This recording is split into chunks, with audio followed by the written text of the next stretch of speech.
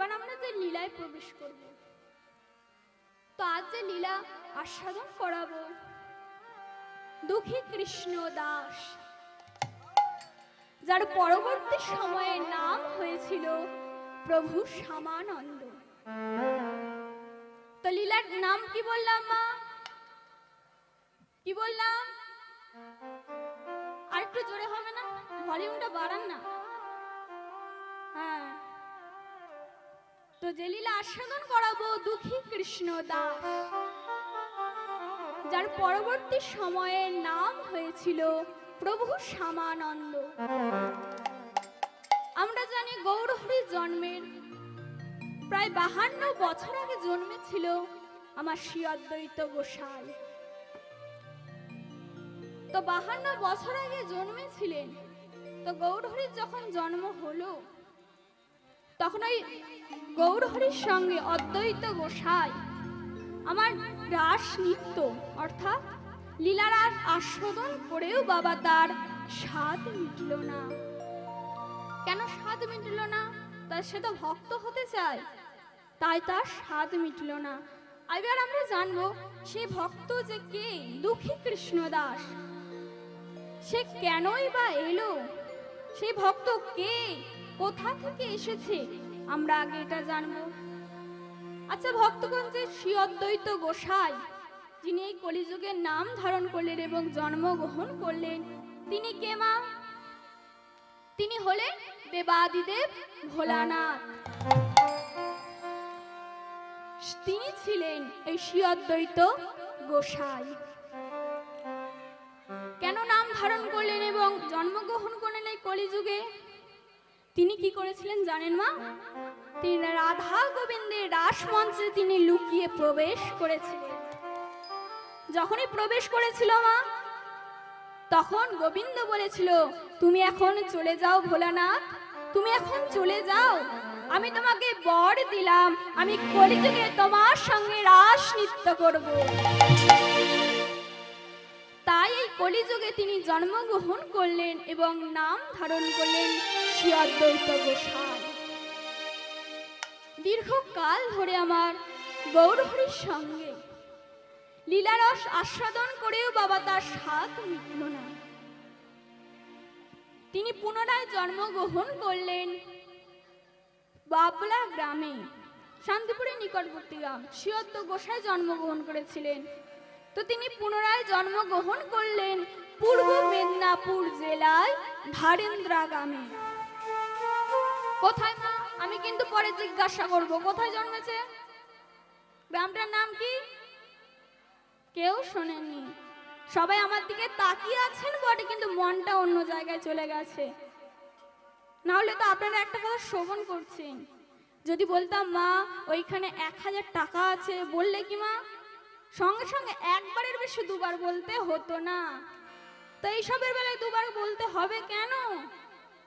আমাদের এই কলিযুগের আমরা যে শ্রীকৃষ্ণ নাম শ্রবণ করার জন্য সবাই এসেছি, তাহলে আমরা মন দিচ্ছি না কেন? তো পূর্ব মেদিনীপুর জেলায় ধারেন্দ্রা গ্রামে তার জন্ম। বাহাদুরপুর রেল স্টেশনে খুব কাছাকাছি একটি গ্রাম, যে গ্রামের নাম হলো ধারেন্দ্রা গ্রাম। তো এবার জানতে হবে তার পিতামাতা কারা, তাদের নাম কি। তা বৈষ্ণব মহাজন একাধারে দাঁড়িয়ে বলছেন, কি বলছেন? ধারেন্দ্রাতে জনমিলা দুঃখী মন্ডা মোদিনী হে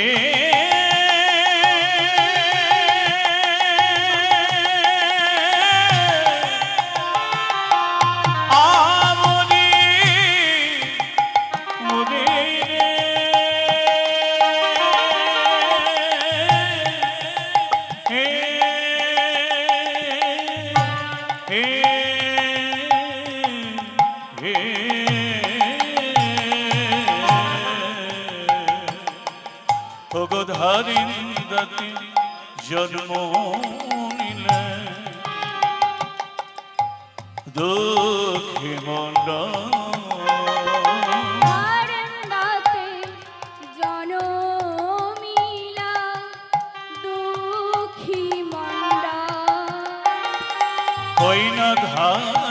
পিতাতে জনম নিলাম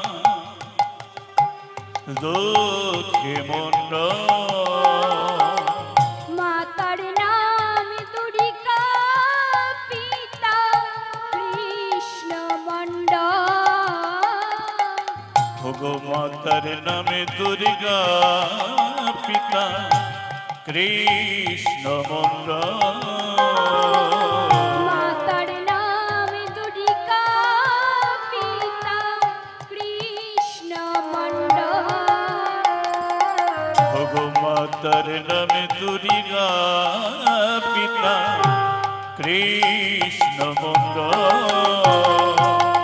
সেই আচার্য আবার জনমে সেই আচার্য জনম নিলাম সেই আচার্য আবার জনমিলা সেই আচার্য আবার জনম নিলাম মনের আশা পূরণ করবে বলে সেই আচার্য আবার জনম নিলাম মনের আশা পূরণ করবে বলে সেই আচার্য আবার জনম মনের নিলাম আশা পূরণ করবে বলে সেই আচার্য আবার জনম নিলাম মনের আশা পূরণ করবে বলে সেই আচার্য আবার জনম নিলাম মনের আশা পূরণ করবে বলে সেই আচার্য আবার জনম নিলাম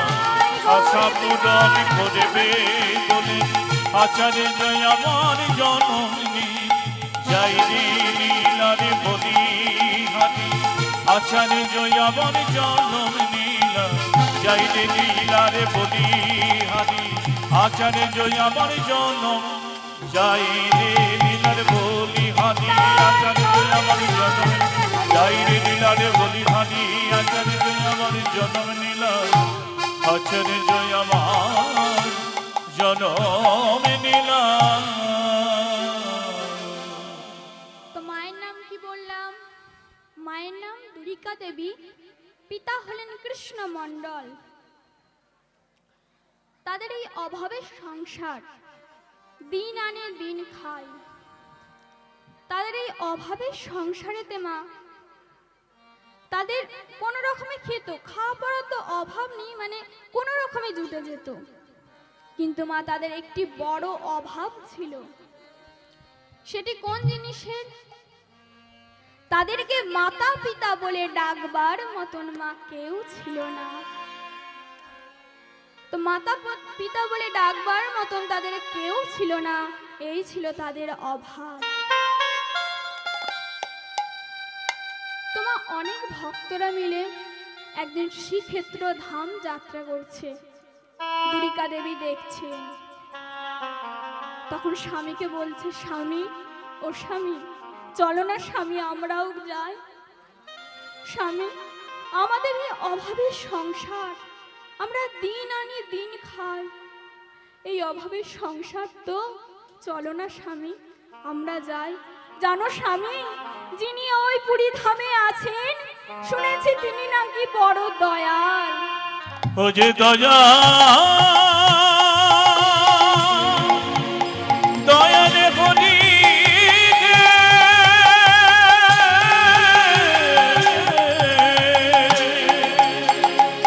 ও যে দিনের দয়া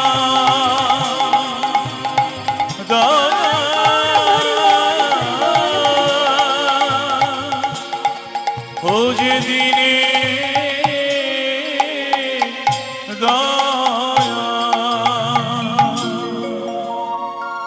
শুনেছি স্বামী, যিনি ওই পুরী ধামে আছেন, তিনি নাকি বড় দয়াল। যে ভক্ত তার কাছে যা কিছু চায় সে তাই দেয়। চলো না স্বামী, আমরাও যাই। আমরা গিয়ে একটু ধন ঐশ্বর্য চাইবো, টাকা পয়সা চাইবো, এই অভাবের সংসার আমাদের। চলো না স্বামী, আমরা যাই। ওই দুর্গা দেবী আর কৃষ্ণ মণ্ডল চলেছে ওই অনেক ভক্তদের সঙ্গে। যেতে যেতে যখন মা ওই পুরী ধামে গিয়ে পৌঁছেছে, মা ভগবানের বদন দর্শন করে, অপরূপ দারুর মূর্তি দর্শন করে মা আমার ভুলে গেল কি চাইতে এসেছিল। কি চাইতে এসেছিল মা? চাইতে এসেছিল সোনা দানা, টাকা পয়সা, গাড়ি বাড়ি। কিন্তু মা, ভগবানের যে অপরূপ বদন, সেই বদন দর্শন করে মা আমার ভুলে গেল কি চাইতে এসেছিল। চাইতে এসেছিল সোনা দানা, কিন্তু মা ভগবানের বদন দর্শন করে মা আমার আঁচলটা পেতে চাইলেন। দয়াময়, দয়াময়, শুনেছি তুমি নাকি বড় দয়াল। তোমার কাছে যে ভক্ত তোমার কাছে যা কিছু চায় তুমি তো তাই দাও স্বামী, তুমি তো তাই দাও। আমি আমার স্বামী এসেছি, তো তোমার কাছে আমি আঁচলটা পেতে ভিক্ষা করছি। আমার এই অভাবের সংসার, আমি ধন ঐশ্বর্য চাইবো না, টাকা পয়সা চাইবো না। আমি কি চাই জানো? কি চাই জানো প্রভু? তুমি প্রভু আমায় একটি সন্তান দেবে তুমি। আমি যে তোমার কাছে একটি সন্তান চাইতে এসেছি। ও গো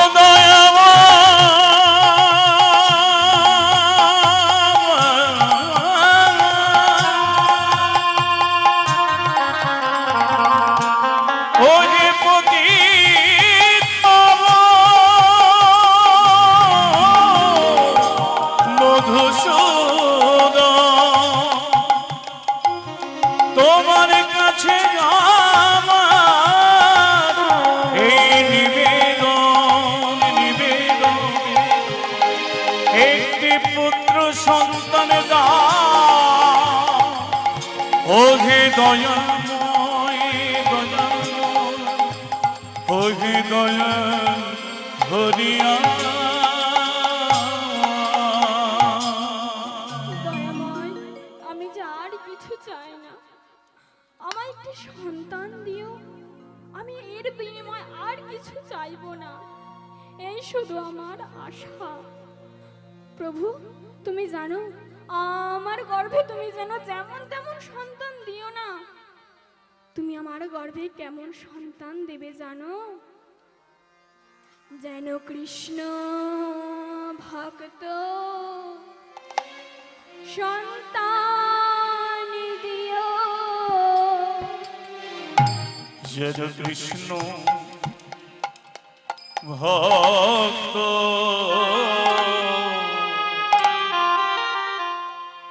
ওগো সন্তান দিও। আমায় কৃষ্ণ কৃষ্ণ ভক্ত সন্তান দিও।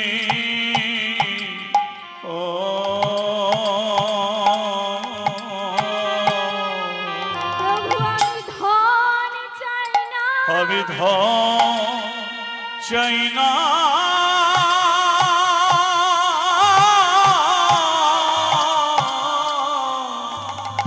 আমি আমি চাই না, আমি ধন চাই না, জন চাই না। প্রভু হে, প্রভু হে,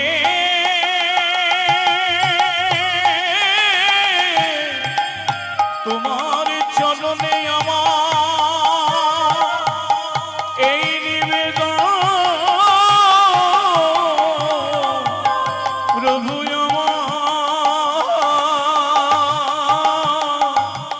আমি ধনী চাই না, আমি জনে চাই না, দয়ালে প্রভু হে।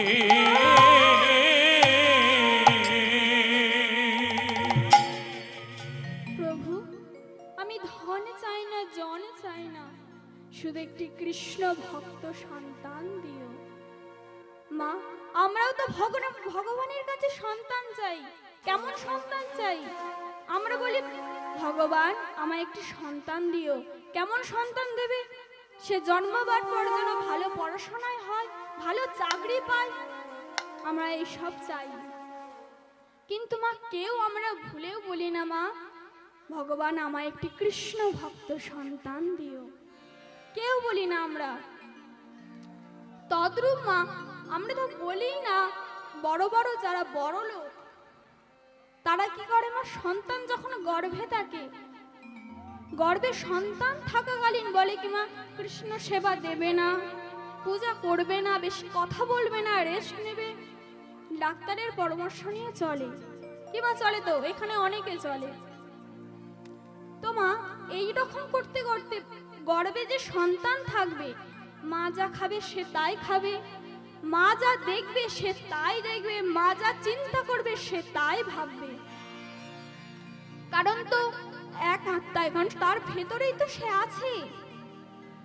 তো মা যখন একটা সন্তান গর্ভে থাকবে তখন কি করে মা, বড় বড় ডাক্তারের কাছে যায়, ফল লিখে দেয়, পাঁঠার মাংস খেতে বলে, ছাগলের মাংস খেতে বলে। হ্যাঁ খায় তো মা, অনেকে খায়, কারণ সন্তানের যাতে একটু কমতি না থাকে। একটা কথা ভেবে দেখেছেন মা, ওই পাঁঠার ঝোলকে গর্ভে সন্তানটা জন্মাবার পর সে কেমন হবে? একটা কথা ভাবুন মা, আপনি সন্তানকে 10 মাস 10 দিন গর্ভে ধারণ করেন, আর ছেলে যখন বড় হয়ে বাড়ি কেনে, আপনার সেখানে 2 দিনের জায়গা হয় না। তাহলে এটা আমাদের ভাবা উচিত, মাটি যদি ভালো হয় গাছ ভালো হবে। কোন মাটি? মাটি। মা যদি ভালো হয় গাছ ভালো হবে, গাছ ভালো হলে ফল ভালো হবে। এটা আমাদের দোষ, এই কলিযুগের দোষ দিয়ে নাম নেই। কারণ এখানে অনেক মা আছে কিন্তু গর্ভে সন্তান থাকাকালীন শ্রীমদ্ ভাগবত গীতা পাঠ করে, সাধুগুরু বৈষ্ণবের চরণ ধৌত করে, তাদেরকে সম্মান করে। আচ্ছা মা, অনেকে আছে এখানে শ্রীমদ্ ভাগবত গীতা, রামায়ণ বিশ্বাস করে না, আর যারা বিশ্বাস করে তাদেরকে ওখান থেকে সরিয়ে দেওয়ার চেষ্টা করে। আমরা জানবো যে কেন আমরা মানব না। ধরুন মা, পেঁচা কি দিনের বেলা বেরোয় মা? বেরোয় না। কখন বেরোয় না? রাত্রে বেলা পেঁচা বেরোয়। যদি ওই পেঁচা যদি বলে যে সূর্যটাই কাল্পনিক, সূর্য বলে কিছু নেই, আপনি কি বিশ্বাস করবেন? করবেন না বিশ্বাস। কেন? সে পেঁচা কোনোদিন দিনের বেলা বেরোয়নি। সে কখন বেরোয়? রাতে। দিনের বেলা কোথায় থাকে না? গাছের কোঠরের ভিতরে থাকে। গাছের কোঠরের ভিতরে সে থাকে, তাই সূর্যের মর্ম সে বোঝে না, সে জানে না, সে কোনোদিন দর্শনও করেনি। তদ্রূপ কি মা, যাদের পেঁচার দৃষ্টি হবে তারাই বলবে এই সব মিথ্যে, এই সব কুসংস্কার।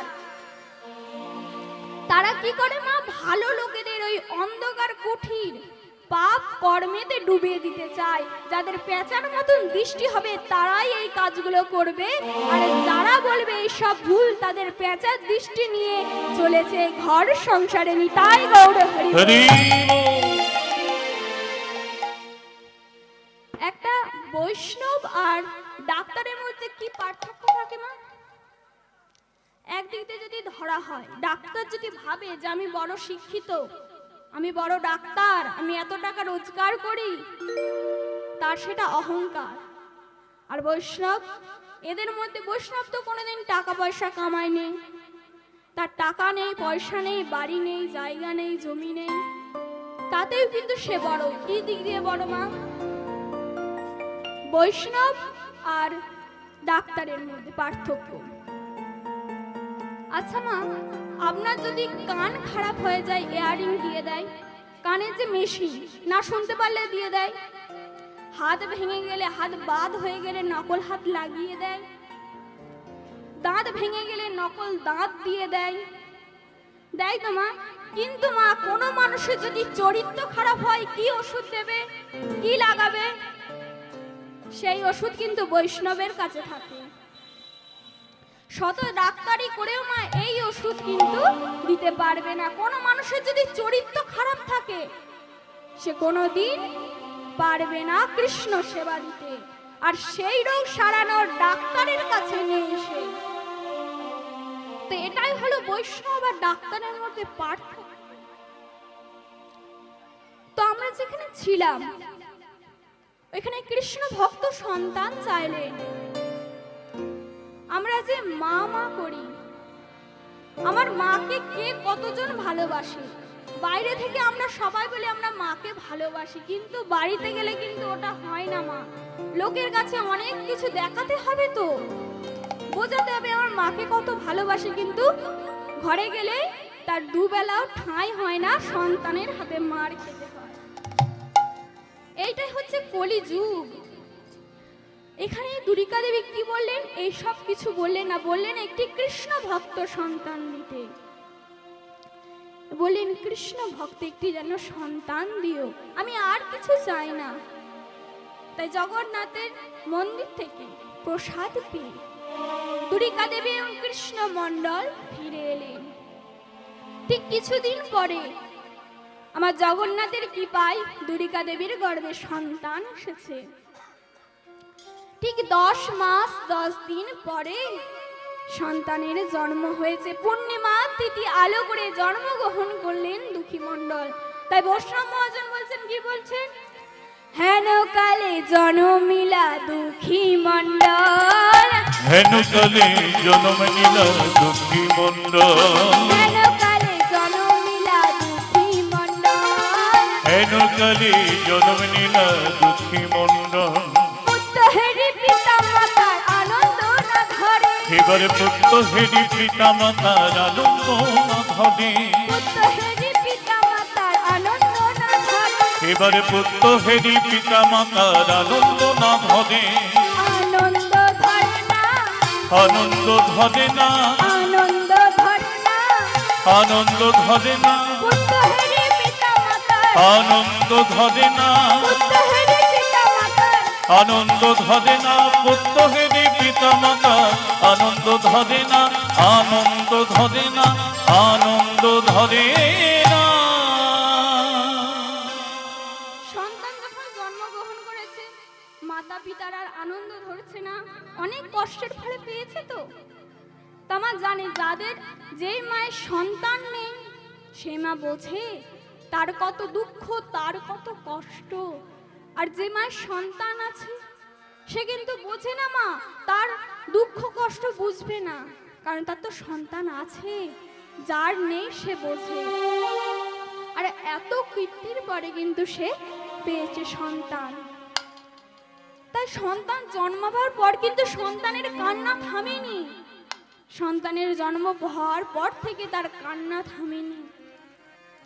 তখন দুরিকা দেবী বলছে, স্বামী গো, দেখো স্বামী, আমাদের সন্তান কেমন কাঁদছে, কান্না যে একেবারে থামছে না স্বামী। কেন থামছে না স্বামী? ও স্বামী জানো, আমাদের যে সন্তান জন্মেছে, আমরা যে জানি সন্তান জন্মাবার পর তার মুখে যে মধু দিতে হয়, তা স্বামী আমাদের এমন অভাবে সংসার যে সন্তানকে একটু মধু দিতে পারছি না। হা গোবিন্দ, আমার কি এতই দুরবস্থা, আমার সন্তানকে একটু মধু দিতে পারছি না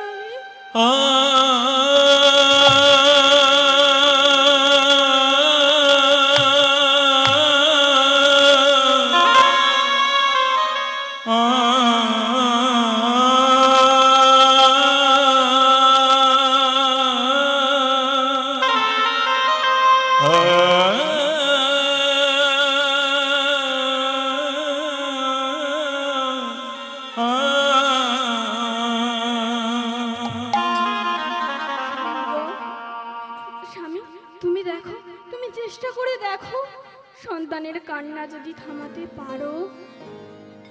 তখন কি করছে মা? ওই কৃষ্ণ মণ্ডল সন্তান তাকে কোলে নিয়ে কি করলো, কি করে থামাবে তাকে, কি করে কান্না থামাবে তার চিন্তা করতে করতে তার কর্ণে গিয়ে কৃষ্ণ নাম যেই না দিল মা, সন্তান অমনি হাসতে লাগলেন। তাই কৃষ্ণ নামের কি মহিমা তা ডুবলে জানা যায়নি। তাই গৌর হরিব হরি কি করলেন, সন্তানের কর্ণেতে যেই না কৃষ্ণ নাম দিয়েছে, সন্তান তেমনি হাসছে। তখন অনেক পাড়া প্রতিবেশী সবাই এসেছে, যখন সন্তান জন্মগ্রহণ করেছে, বলছে ও দুঃখী, আহা কৃষ্ণ দাস, ও কৃষ্ণ মণ্ডল, কৃষ্ণ মণ্ডল, তোমাদের এই অভাবের সংসারে সন্তান জন্মগ্রহণ করেছে। তুমি কি করবে জানো? ওই তোমার সন্তানের নাম রেখো যেন দুঃখী। কেন জানো? তোমাদের এই অভাবের সংসারে সন্তান জন্মগ্রহণ করেছে, তাই দেখে যদি প্রভুর একটু কৃপা হয়, একটু করুণা হয়, তাই তুমি তোমার সন্তানের নাম রেখো যেন দুঃখী। তোমার সন্তানের নাম রেখো যেন দুঃখী। এই বলে সন্তানের নামকরণ করা হলো দুঃখী মণ্ডল। দুঃখী যখন একটু বড় হলো মা, কি করলো, তার বাবার সঙ্গে শ্রীমদ্ ভাগবত গীতা পাঠ শুনতে গেছে একটি পাশের বাড়িতে। গীতার পাঠক একটি শ্লোক বললেন। কি শ্লোক? বরমিক গুণী পুত্র নচ সত্যং পুত্র রফি এক চন্দ তমা হরে সৌস্য তারগণ রফি। কি বললেন? এর অর্থ কি? বললেন বরমিক গুণী পুত্র নচ পুত্র সত্যং পুত্রং রফি এক চন্দ তমা হরে সৌস্য তারগণ রফি। প্রথম লাইনে কি বললেন? বললেন শত শত পুত্র থাকা থেকে একটি সন্তান যদি পূর্ণবান হয়, একটি সন্তান যদি গুণবান হয়, তাতেই মায়ের মঙ্গল। দেখা গেল মা সে 7টি সন্তানের জননী, সে 7টি সন্তানের জননী হয়েও তার মা কিন্তু ভাত দিচ্ছে না। তার মাকে ভাত দেওয়া তো দূরের কথা, দুবেলা উঠতে বসতে সন্তানের মার খেতে হচ্ছে। এই রকম সন্তান থাকার থেকে না থাকা অনেক ভালো। কি মা, থাকা ভালো এরকম সন্তান? দরকার নেই এরকম সন্তান।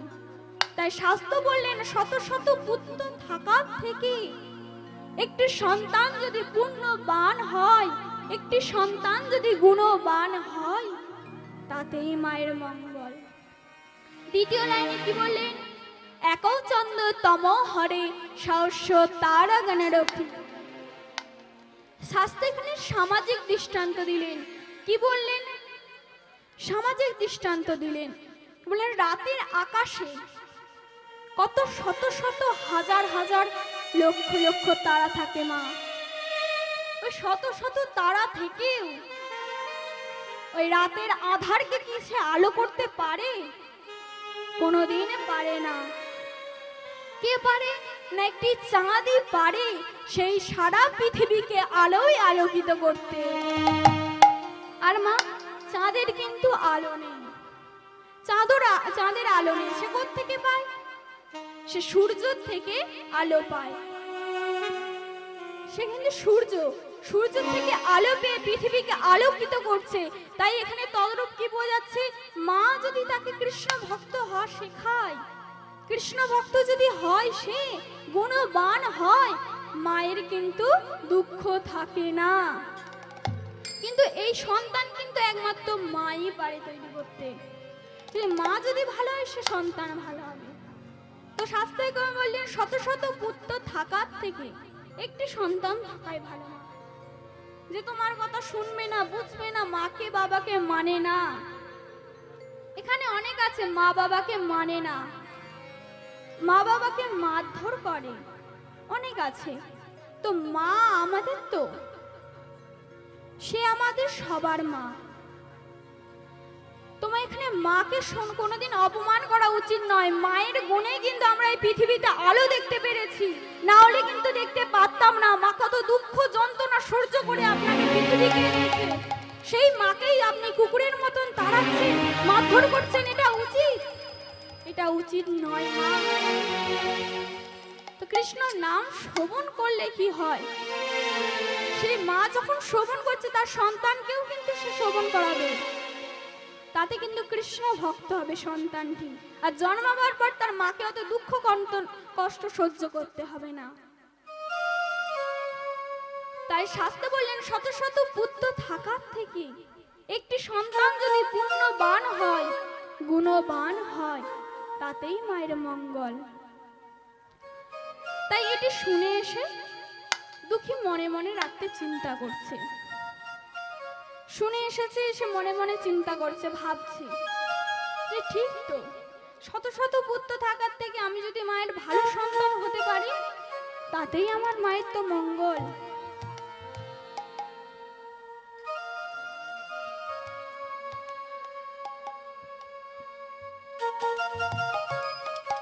এই বলে মা আমার চলে গেলেন।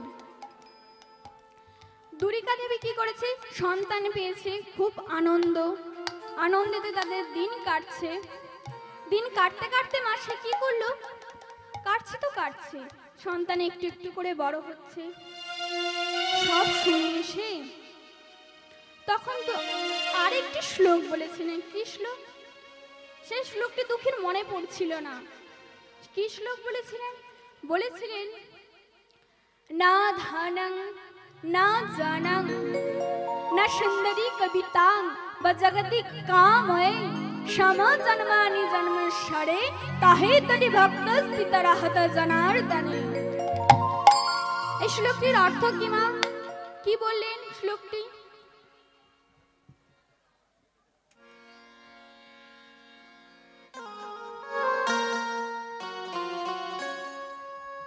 এই শ্লোকটির অর্থ কি মা? রাত হয়ে গেছে, দুঃখী এসে শয়ন করেছে, শয়ন করে মনে মনে চিন্তা করছে। দ্বিতীয় শ্লোকটি ওর মনে পড়েনি। কিছুক্ষণ পর যখন মনে পড়লো তার শ্লোকটি, তখন কি বলছে, না ধনং, অর্থাৎ কি আমি ধন চাই না, না জানং, আমি জন চাই না, না সুন্দরী কবিতাং বা জগতিক কাময়ে সম জন্মানি জন্মশরে তাহে তরি ভক্ত স্থিত।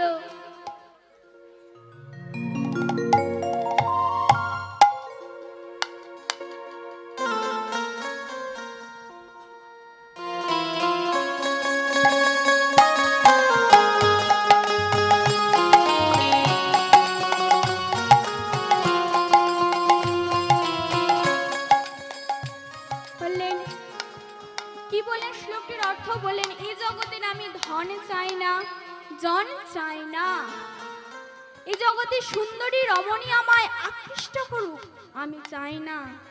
আমি কি চাই জানো প্রভু? আমি কি চাই জানো প্রভু? তুমি, আমি কি চাই প্রভু গো?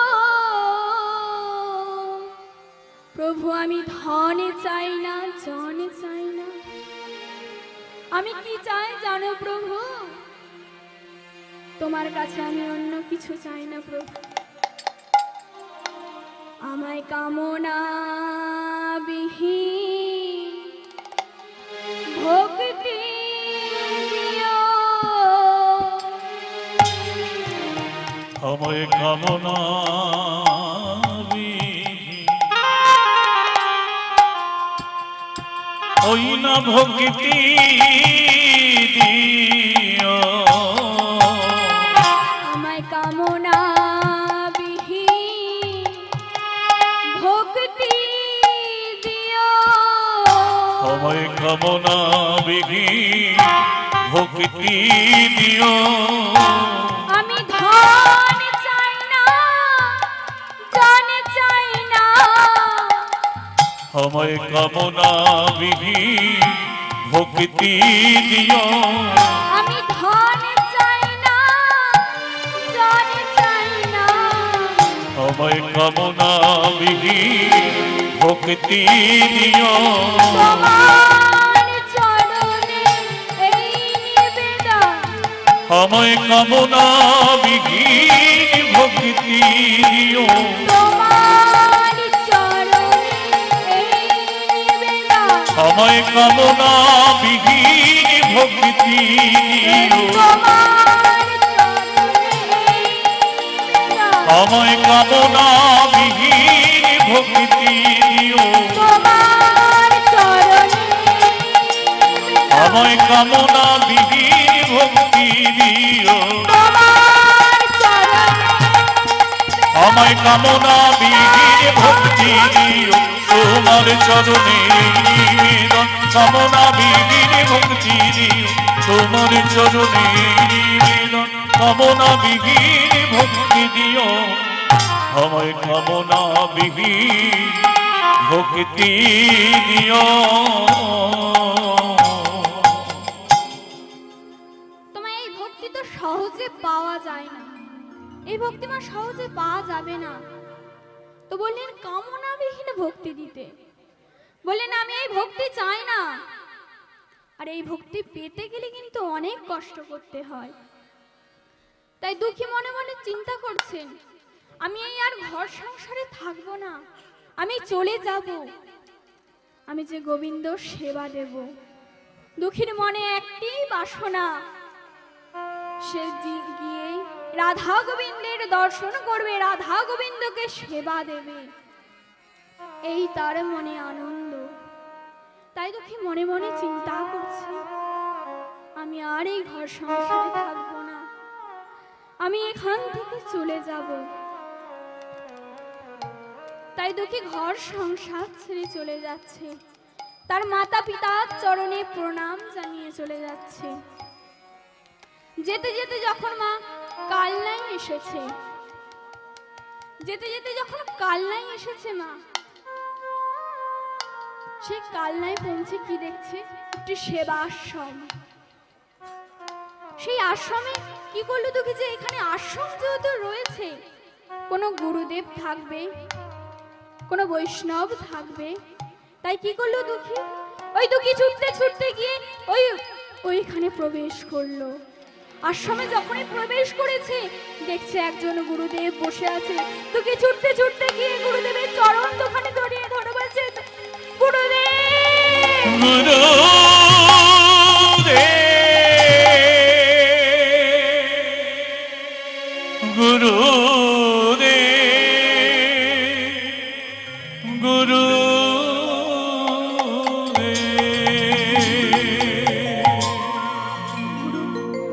চরণ দুটি জড়িয়ে ধরেছে, আর গুরুদেবের চরণ দুটি জড়িয়ে ধরে বলছে, গুরুদেব গুরুদেব, আমি ঘর সংসার ছেড়ে এসেছি, আমার বাবা নেই, আমার মা নেই, আমার কেউ নেই, আমার বাড়ি নেই।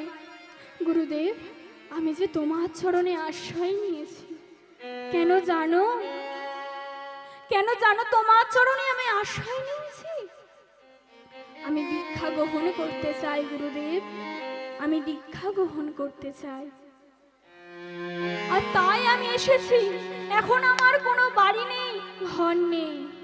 আরে বাবা, কে তুই? ওঠ ওঠ বাবা, ও কে তুই? এমন ভাবে পাটা জড়িয়ে ধরেছিস, আর কি বলছিস তোর বাড়ি নেই, বাবা মা নেই? গুরুদেব ছিল, কিন্তু এখন আর নেই। কেন নেই এখন? গুরুদেব, আমি যে সব ছেড়ে এসেছি, শুধু তোমার চরণে আশ্রয় নিয়েছি। আমি যে দীক্ষা গ্রহণ করব বলে তোমার চরণে আশ্রয় নিয়েছি। দীক্ষা গ্রহণ করবে বলে সে এসেছে। তাই বলছে, দেখো দুঃখী, এত সহজে তো আমি কাউকে দীক্ষা দিই না। দীক্ষা নিতে গেলে অনেক পরীক্ষা দিতে হয়। অনেক পরীক্ষা দেওয়ার পর তুমি যদি পরীক্ষায় উত্তীর্ণ হতে পারো,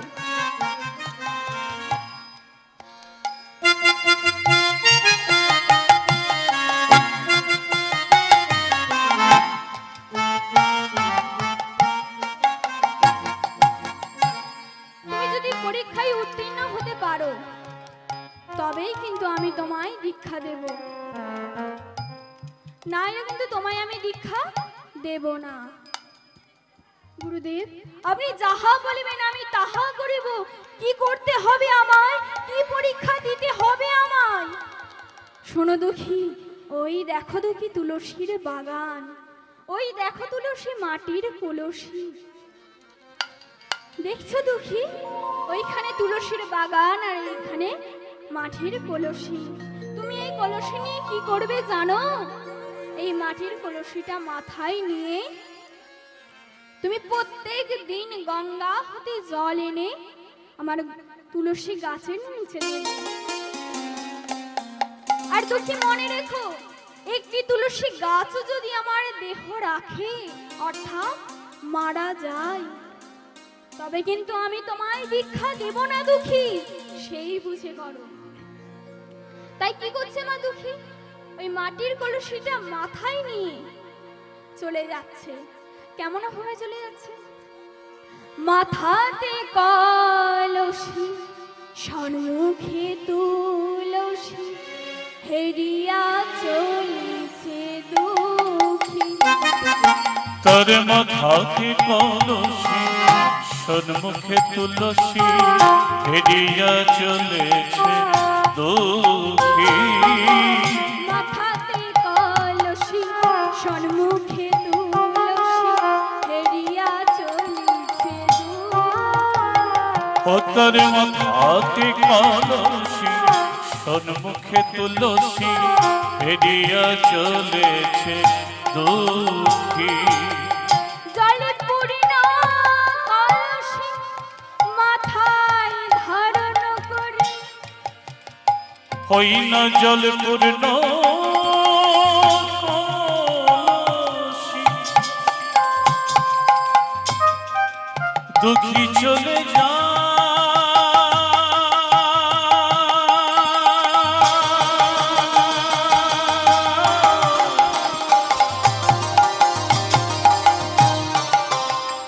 মুখে হরি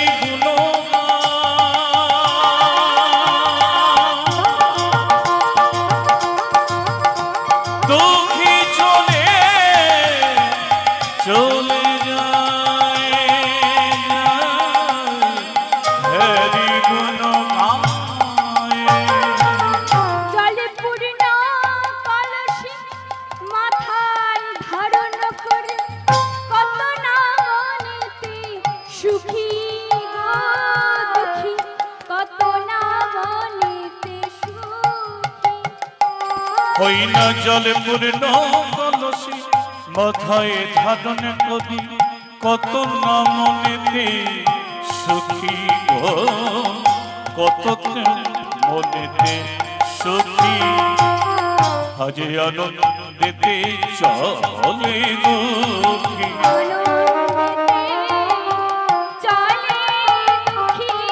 আজ আনন্দেতে চলে দুঃখী।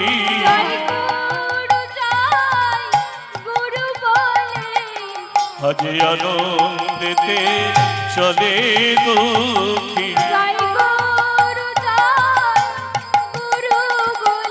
আজ আনন্দেতে চলে দুঃখী। জয় গুরু জয় গুরু, ওই না জয় গুরু জয় গুরু বলে আনন্দেতে চলে দুঃখী। জয় গুরু জয় গুরু বলে আনন্দেতে চলে দুঃখী। জয় গুরু জয় গুরু বলে আনন্দেতে চলে দুঃখী, আনন্দেতে চলে দুঃখী।